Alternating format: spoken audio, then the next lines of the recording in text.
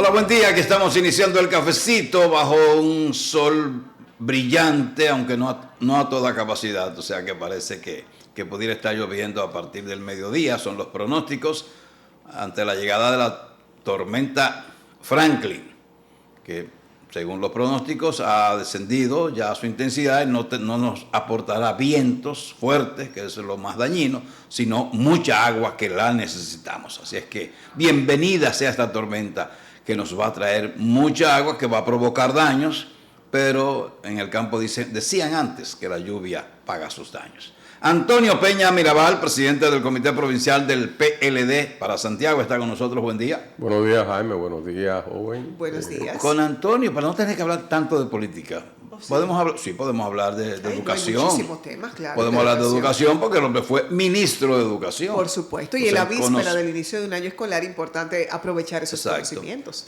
Antonio, yo tengo un planteamiento de años. Yo pienso más allá de la frontera de Santiago. Entonces, yo insisto en que para el Ministerio de Educación es imposible poder gobernar, poder hacer lo que debe hacerse con una central, un edificio y una persona ubicada en la capital. Que lo ideal sería hacer 3, 4 viceministerios, sur, norte, este y provincia de Santo Domingo. Bueno, mire, primero buenos días, gracias por la invitación. Como siempre, para mí es un honor poder compartir con ustedes y con el público que le sigue. El Ministerio de Educación tiene una dirección de descentralización, tomando en cuenta lo gigante que es y que es un ministerio que, a diferencia de otros, en cada rincón del país tiene presencia. En el lugar más apartado hay una escuela y por ende está el Ministerio de Educación. Está dividido en 18 regionales y 121 distritos escolares y alrededor de 8.000 centros educativos en todo el territorio nacional. Es difícil administrar eso. Claro. Es muy difícil. Ahora bien, ¿cuál es el tema? El sistema educativo dominicano es muy difícil hacer una separación en cuanto a la misión que tiene el Ministerio de Educación, que es llevar el proceso de enseñanza y aprendizaje a cada rincón del país, a cada comunidad.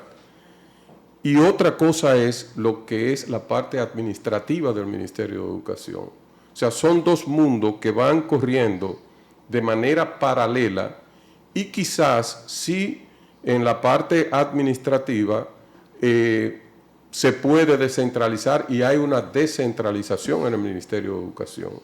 Ahora, en la parte misional, el sistema es uno único.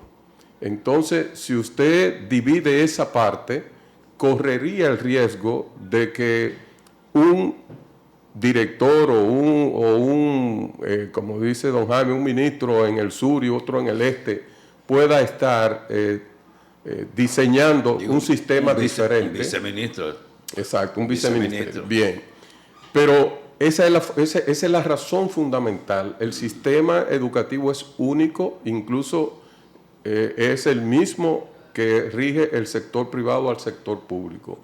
Yo sé que la preocupación fundamental existe en el área de la administración del sistema. La parte gerencial. Entonces, ahí sí hay que reconocer que el Ministerio de Educación tiene una gran debilidad. Porque, y voy a poner, por ejemplo, una anécdota de algo que me ocurrió cuando yo fui viceministro de Educación, Administrativo y Financiero, del año 13 al 16, que comenzamos a enviarle dinero a las escuelas, a los directores de centros educativos, de esa unidad de descentralización, con el propósito de que cada centro educativo tuviese un fondo para los pequeños gastos menores que se producen en un centro educativo. Por ejemplo, una puerta que se dañó, la iluminaria que se quemaron, el patio que hay que mantenerlo en condiciones óptimas, etc. Y yo, en mi función de viceministro administrativo, siempre iba a las regionales de educación a supervisar la ejecución de los fondos. Y yo recuerdo que una vez fui a la regional de San Juan y nos topamos que había un distrito escolar de esa regional que no había ejecutado, sus centros educativos no habían ejecutado, porque nosotros desde la central podíamos ver qué escuela, porque se le abría una cuenta específica y nosotros monitoreábamos la ejecución que ellos tenían. Y vemos que hay varios centros educativos. Y cuando cuestionamos al director del distrito escolar que por qué esos centros no estaban ejecutando, entonces la razón fundamental era de que los directores de los centros educativos no se sentían en competencia para ejecutar esos fondos y tenían miedo, porque no querían que lo auditaran y después ahí surgiera. Entonces eso nos obligó a nosotros a tener que contratar, y veo que el presidente Luis Abinader ha dado instrucciones al ministro actual de Educación y el ministro anunció que serán contratados contadores públicos para en calidad o de asesor o de empleado fijo para poder ayudar a la ejecución de esos fondos de acuerdo a lo que está establecido con los controles financieros y administrativos que el Estado tiene establecido. Pero es una gran preocupación, don Jaime, lo que usted acaba de indicar. Sí. Y ojalá que se pueda caminar en ese sentido, porque es mucho dinero. Estamos hablando de que hay centros educativos que se le transfieren 200, 300 mil pesos de acuerdo al volumen de estudiantes que tienen, la magnitud del tamaño. ¿Mensual o anual?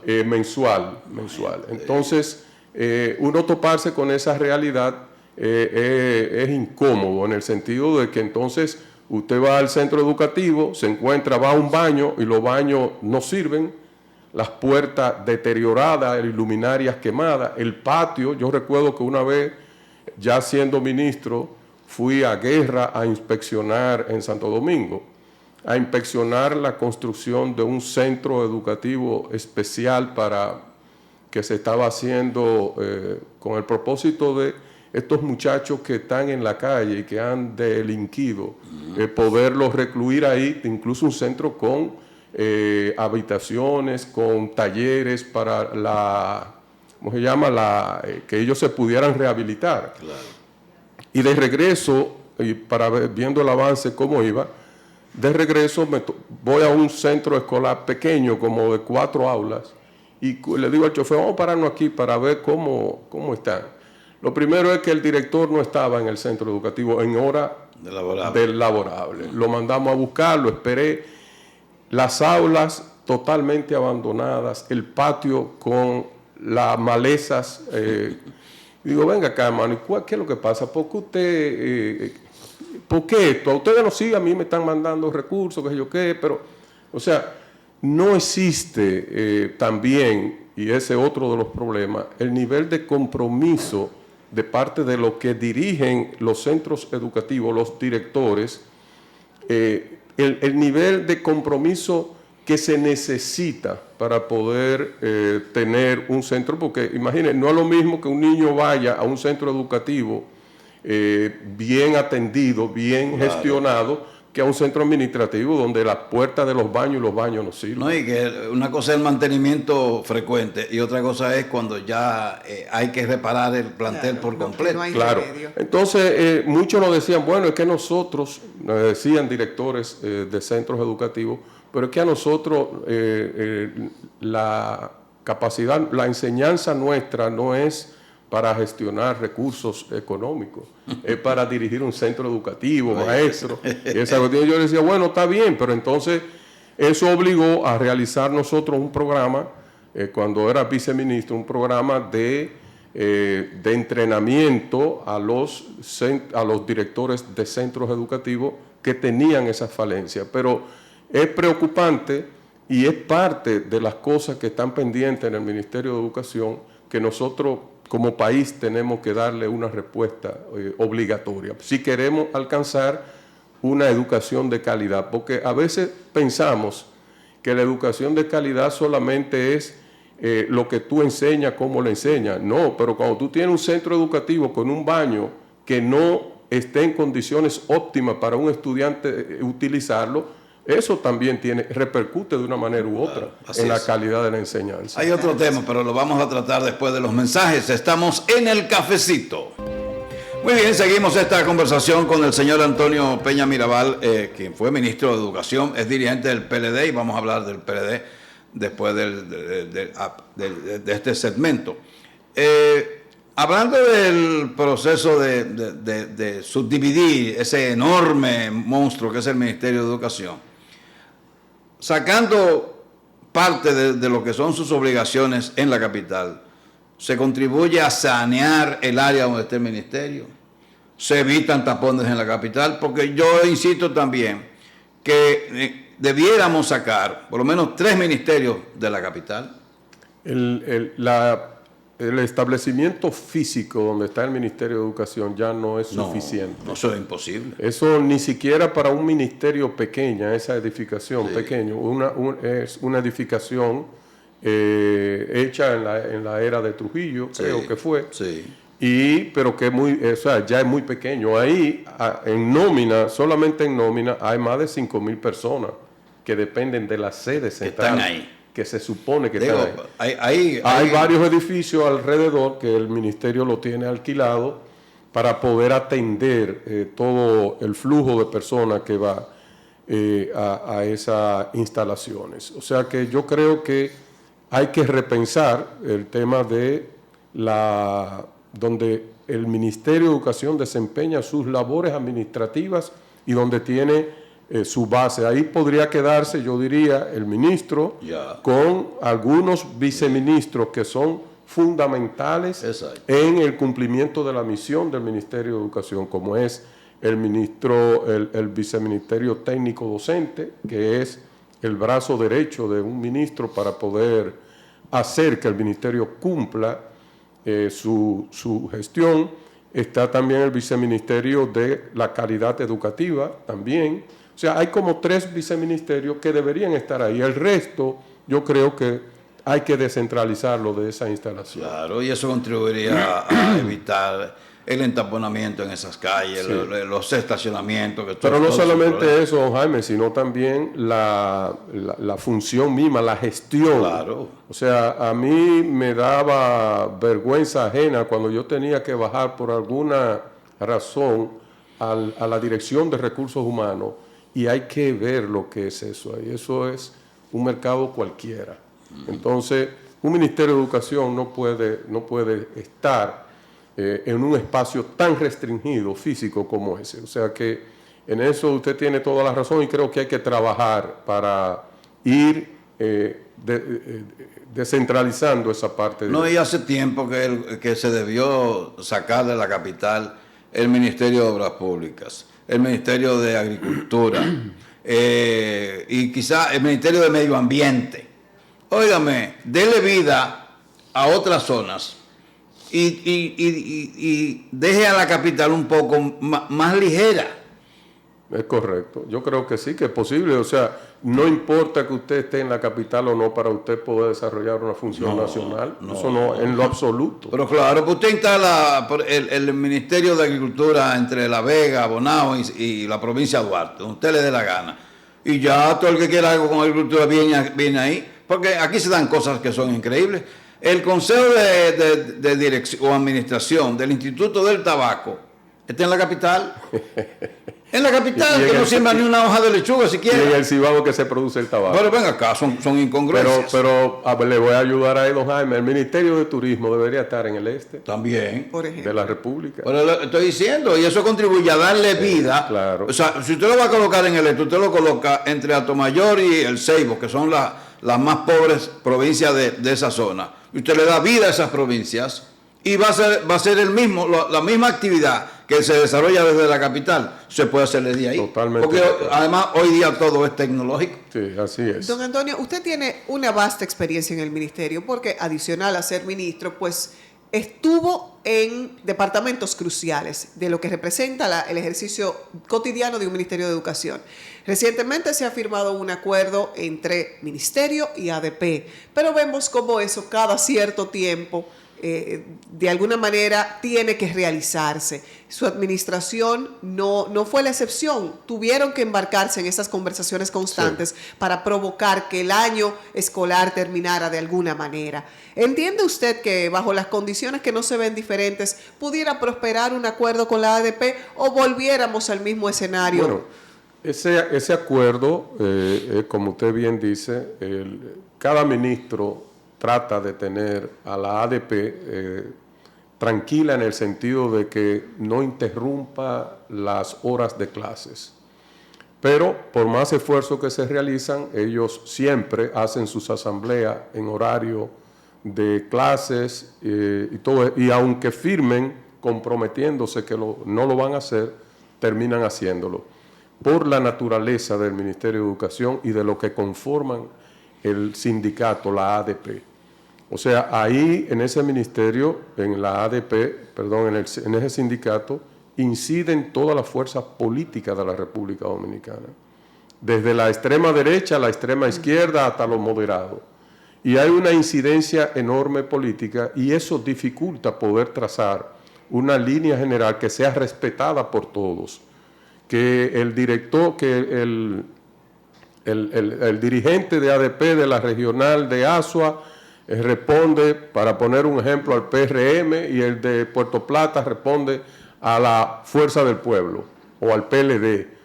Entonces eso crea, o sea, es muy difícil ponerse y que haya una línea de ejecución al unísono con ellos. Ahora, y por eso cada ministro trata de tener un acuerdo, vamos a decir, que por lo menos ellos se comprometan, aunque posteriormente lo violen. Yo estaba leyendo anoche, a raíz de que venía este programa, el pacto educativo que se firmó en el año 2014, el cual fue firmado por la ADP de ese momento. Y ahí en el pacto educativo está tácitamente expresado de que la ADP se comprometía a no paralizar la docencia o no hacer asambleas ni reuniones en horas en que estuviese impartiéndose docencia. Pero ellos lo violan y violan todo eso. Y el Ministerio de Educación, como ente regulador, incluso fiscalizador, en lo que pudiera doler, que son los fondos y los beneficios, no pudiera ser una condicionante. Bueno, me estás comprometiendo días de labores, pues eso se va a ver también en los recursos que se erogan para los centros. O sea, es lo que aspiramos. Estoy hablando de una utopía nacional, pero no hay formas legales que permitan esa obligatoriedad. No hubiese año escolar. Hubiese año escolar, así de grave. Así de sencillo. O sea, porque el sindicato, lo primero es que usted entra como docente al ministerio y automáticamente, sin preguntarle si usted quiere o no quiere, está afiliado al sindicato. Y tienen una nómina fija de retención a maestros de millones y millones de pesos mensual. Mensual. Entonces, es muy difícil y sobre todo cuando no existe un compromiso más allá de la labor, vamos a decir, sindical, de la labor de defender los intereses y los derechos de los docentes, lo cual yo no le critico, siempre y cuando el aprendizaje de nuestros niños y niñas no se vea afectado. Pero es difícil, muy difícil. Bien.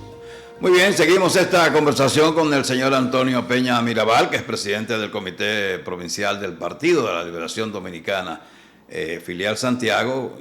Con él quisimos agotar los dos primeros tiempos del programa en temas vinculados a la educación, pero no estaría de más, antes de pasar al plano de lo partidario, saber el manejo de la ADP y de su cooperativa de maestros o de profesores, en mi opinión. Eso maneja mucho dinero, ¿verdad?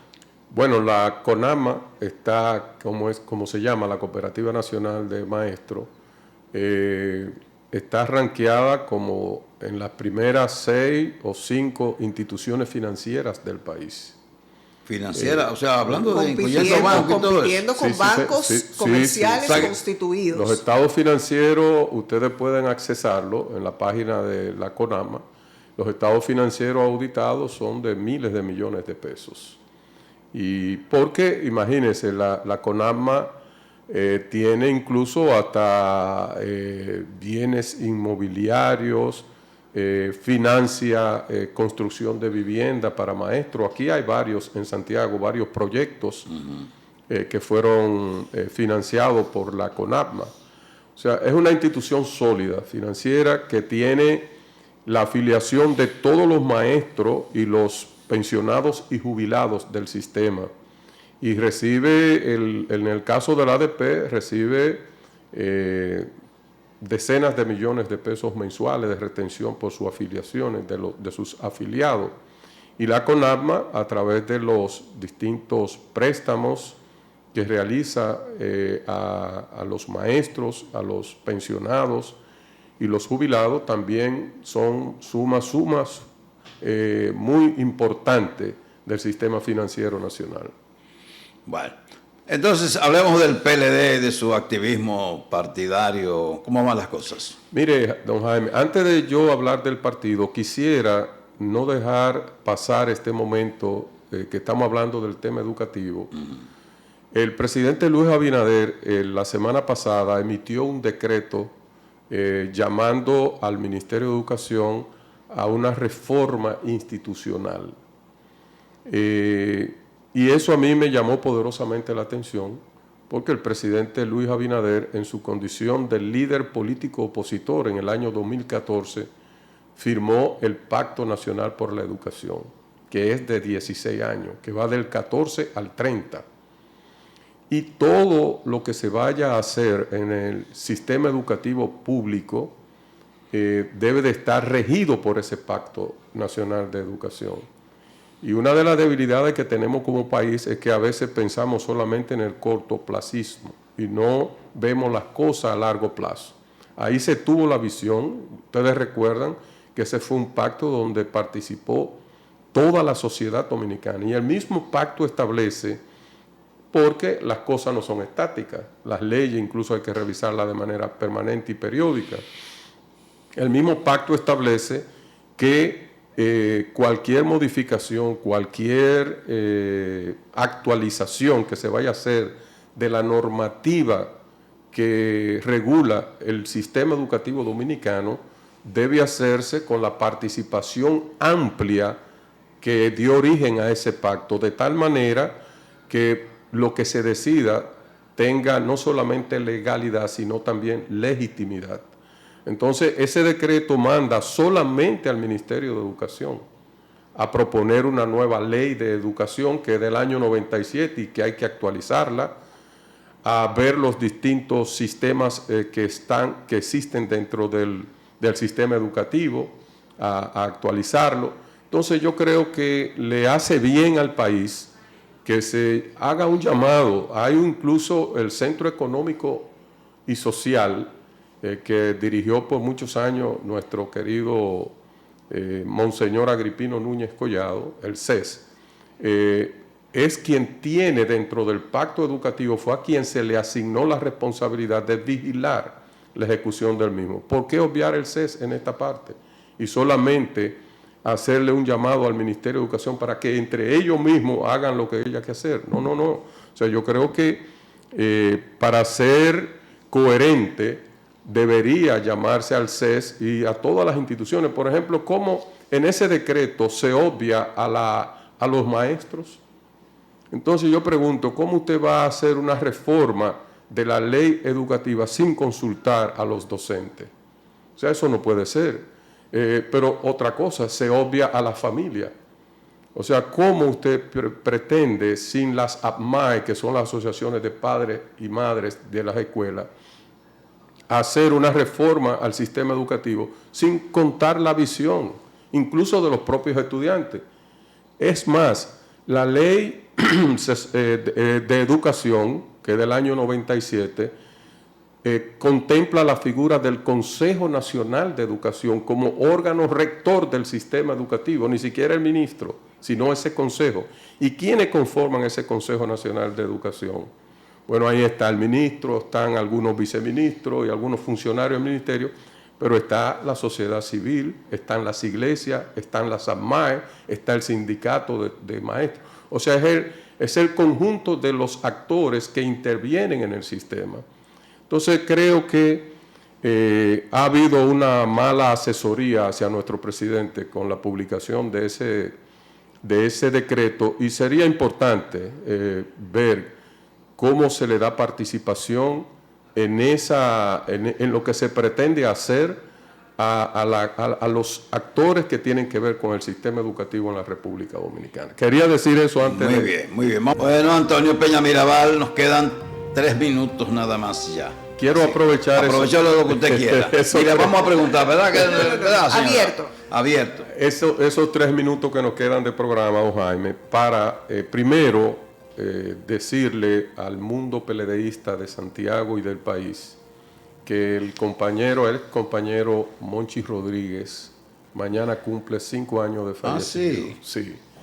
Y queremos recordar un hombre de partido que con sus virtudes y sus defectos, pero era un hombre de partido, Sí, claro. entregado a la causa del Partido de la Liberación Dominicana, y debe estar en el recuerdo de todos nosotros, los PLDistas, fundamentalmente de Santiago.